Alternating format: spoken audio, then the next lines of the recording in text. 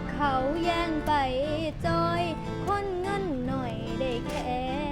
มองอยู่บ้านบ่ได้ยันคนเมาใส่มือกินดองหลบเลียแพ้ใจเจ้าของในกระท่อมเดียวดาย